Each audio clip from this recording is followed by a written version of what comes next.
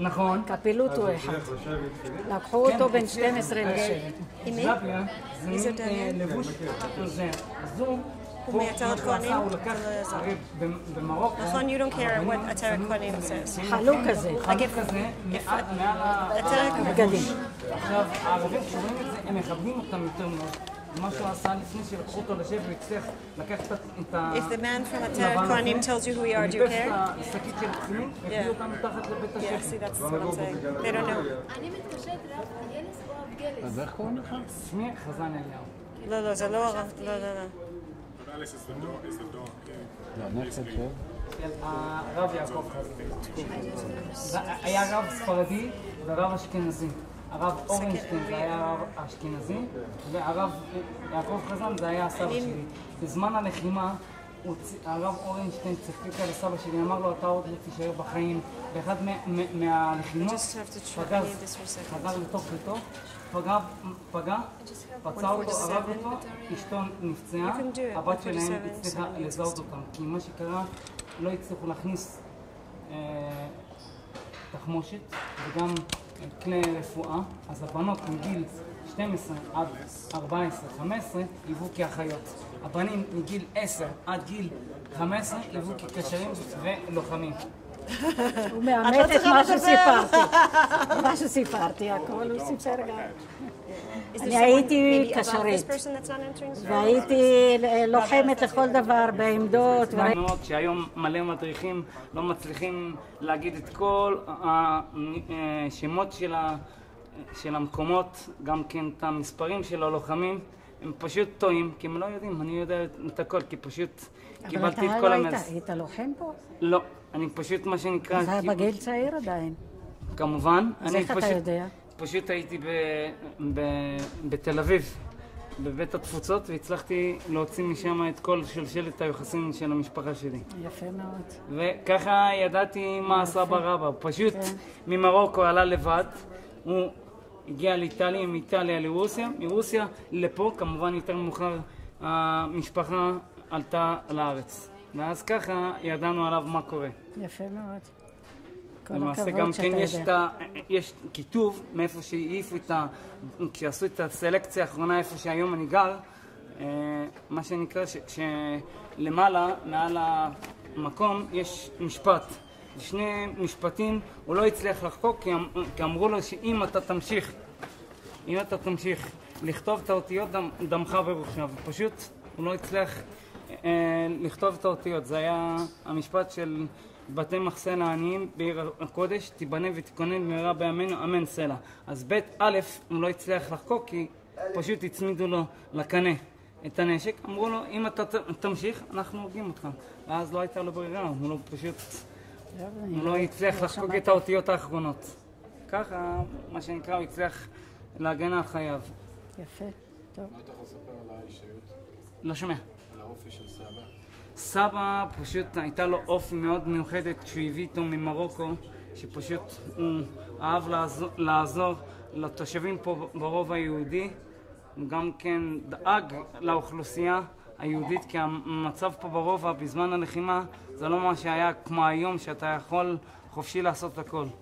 ואז הוא פשוט עזר לאנשים בהרבה דברים. ויותר מאוחר, כשהגיע המצב של הסלקציה, אז הוא דאג לבחורים איך להוציא אותם לשבי בלי שיפגעו בהם אחד לאחד, וככה הוא עזר להם בשבי. וכמובן כשהוא חזר מהשבי הוא פשוט הוא נפטר כי הוא קיבל על עצמו את הכל כדי לעזור לתושבים. מה הוא סיפר על התושבים בשבי? תושבים בשבי היה להם מצב רע, זה לא כמו שהיום מצב טוב, פשוט היו מנסים לעשות להם מצבים רעים, שגם אם אתה רוצה להתפלל אתה לא יכול, גם אם אתה רוצה להתפנות ללכת לשירותים, לא היו נותנים להם, היו עושים את הצרכים שלהם בבגדים, לצערנו ולדאבוננו. והוא הצליח לאלתר כל מיני דברים בשבי כדי שהם יצליחו לקבל את כל האפשרויות שהם יכולים לעשות. ואיפה הם היו כלואים? הם היו כלואים בג'מל. בסהרה שם. בסהרה. בירדן. בירדן. פשוט היו הובילו להם אותם. אוהלים, הם גרו באוהלים, עם על החולות, ואפילו בחור אחד בשם אלי קדר ניסה לברוח, ניסה לברוח. ותפסו אותו, זאת אומרת, אין לאן לברוח, אין הוא לאן סתם לברוח. התערב, להתערב. הוא התערב עם הבחורים שם, שהוא יכול לברוח. אז הוא יצא מהגדר, והוא הלך ניסה כברת לברוח. דרך, אבל תפסו אותו.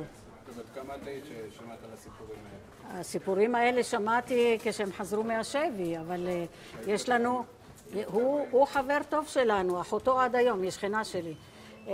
קוראים לו אלי קדר, והוא היה בלח"י, והוא מבוגר מאיתנו כמובן. והוא פייטר היה, הוא קיבל אות הצטיינות, כאן היה טקס, הוא קיבל... היה טקס לא מזמן, לפני שנתיים. תושבי העיר העתיקה לתושבי העיר והלוחמים. העתיקה, הלוחמים, והוא קיבל צל"ש. כן.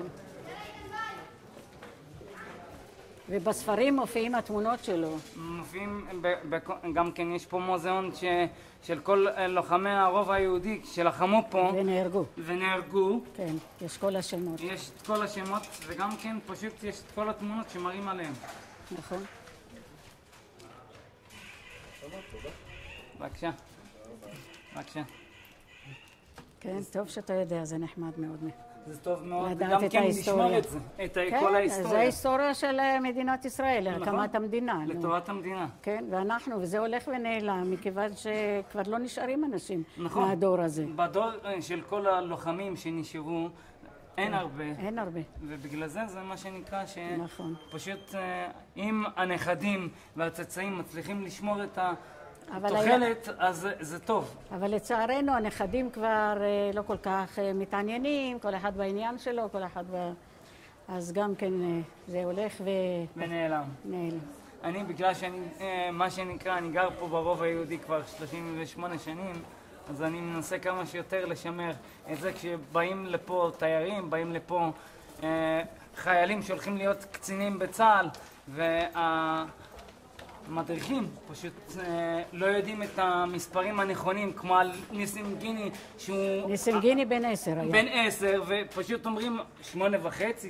לא, הוא בן 10 וזה היה. לא נכון, המספר הנכון... זה החייל הצעיר ביותר. בצה"ל, שהוא היה גם כן היחידי שמשה רוסנק, מפקד הרובע היהודי, נתן אך ורק לו להיכנס למפקדה, כי הוא ידע את כל הסליקים פה ברובע היהודי.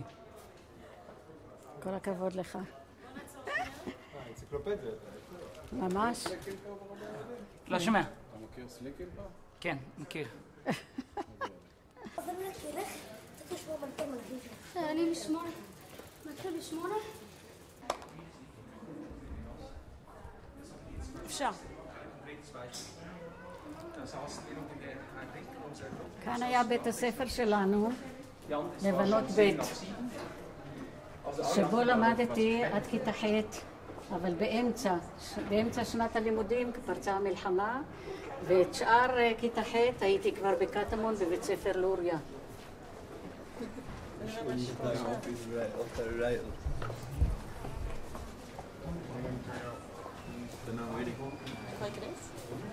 למה יש שם בפנים?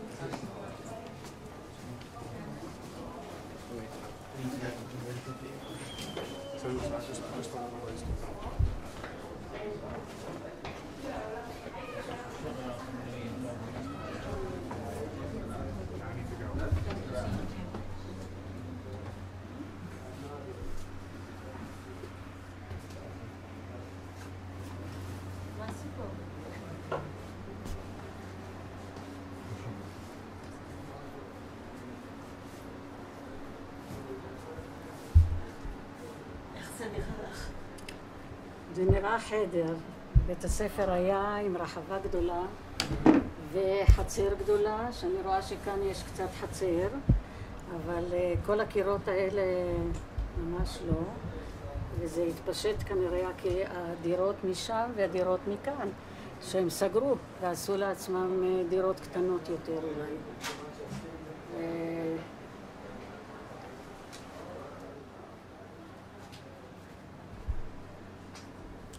יש פה חצר, אבל זה עדיין לא נראה לי שזה בשלמותו.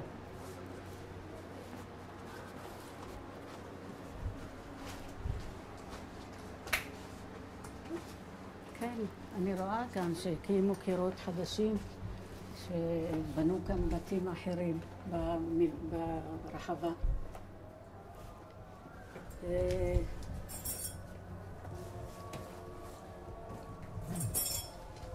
היו לנו כאן מדרגות לקומה שנייה, אבל שם רק 2 חדרים, היו 2 כיתות, אבל החצר הייתה גדולה ומסביב כיתות היו.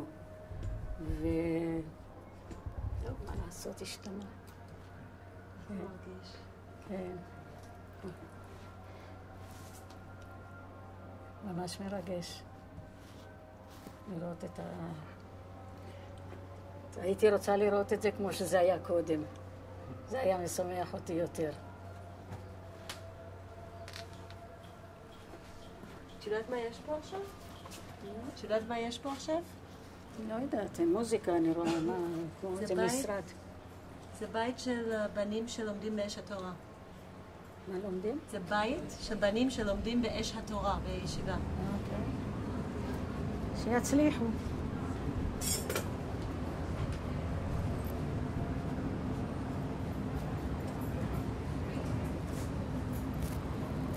סליחה שהפרענו. אני יכולה להשתמש בשירותים? אפשר להשתמש בשירותים? טוב, תודה רבה.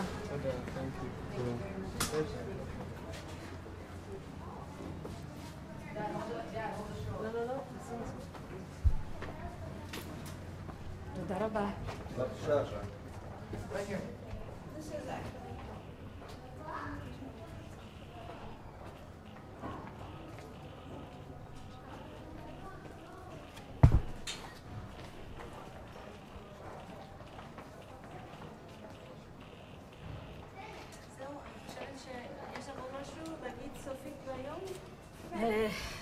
התרגשתי מאוד. אני פשוט מצטערת שאני לא זוכרת גם הרבה דברים. זה פשוט תקופה ארוכה עברה, ואני מקווה שמה שעשו מהרובע שיהיה רק לטובה.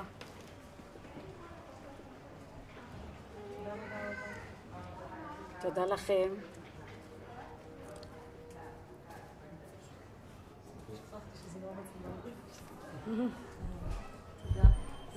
תודה לכם. רגע, בוא נעשה רק שוט אחד שיהיה לי שטיל של סט. שנייה. איתכם. כאילו מצלמים אותה.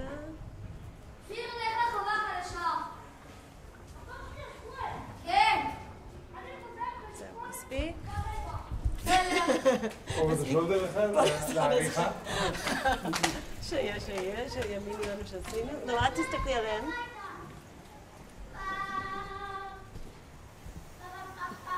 חמודים הייתם. לא. Thank you. אוקיי, עכשיו אנחנו סיימנו, צריכים להוריד לך.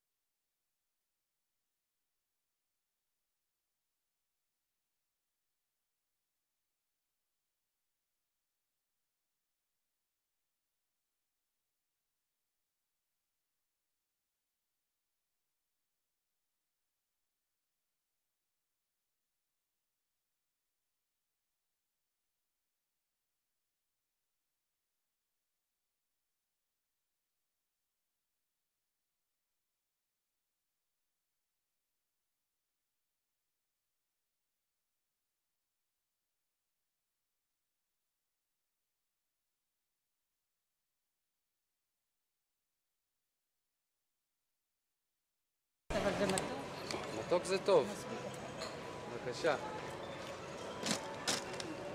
בירושלים לא עושים דיאטות. מה אתה אומר? בירושלים אין דיאטות. טעים מאוד. בבקשה. תצליח. תתכבדו. רוצים לטעום עוד כל משהו? ההליכה שתעשי כל היום, הכל ירד לך. שקד, מעולה.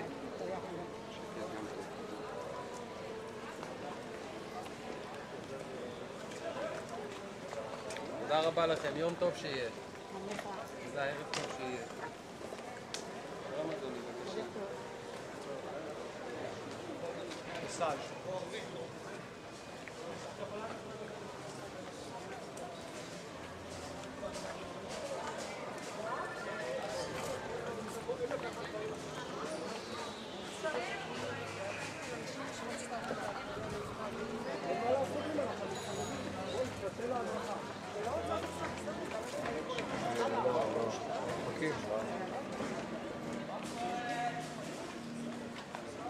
בחור ואני זוכרת ארוסה. הייתם בעזרת אנשים? לא יודע.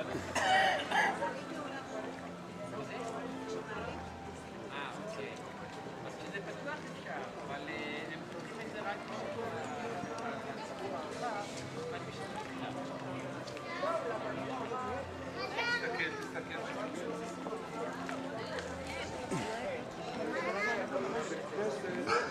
את ממש מסתכלת על הדבר המדהים הזה שקורה בעיר עתיקה שלנו.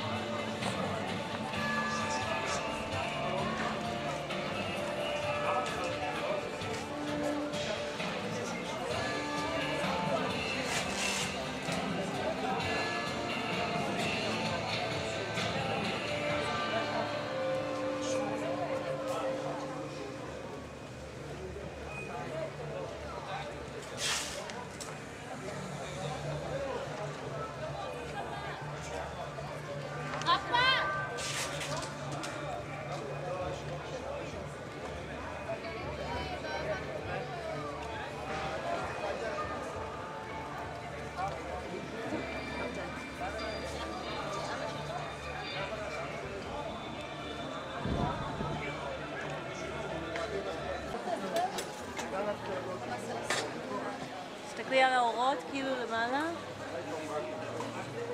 זה כאילו אורות פה, אורות פה, אורות פה. מקסים.